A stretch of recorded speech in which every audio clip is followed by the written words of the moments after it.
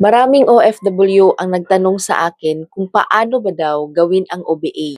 By the way, kung isa kang empleyado or OFW right now na more than 5 years na, up until now ay wala ka pa ring naiipon. And probably right now ay naghahanap ka ng online na pagkakitaan na legal, ethical at moral, well, this is the sign for you. Hi, by the way, I'm Shen at isa ako sa natulungan ng OBA at dahil sa system na ginagamit namin, sobrang dami na po ng mga OFW ang nakapag-for good at mga empleyado na nakapag-resign na right now.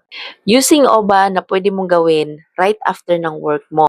And take note, you can do this as a part-time business mo. By the way, hindi ka dito magbibenta, hindi ka dito magre-recruit, at wala rin pong quota. Ang gagawin mo lang dito ay mag-a-assist ka lang ng clients by setting them an appointment. And by the way, provided na din ang mga scripts from hi to goodbye.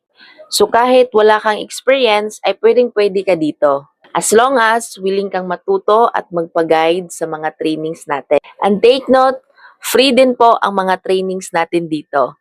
And now, para mag-qualify ka sa team, we will be having a free online appointment orientation para mabigyan kita ng slot since limited lang din ito. Direct message me or i-follow mo ako at mag-comment ka sa comment section kung saang lugar ka right now para ma-notice kita.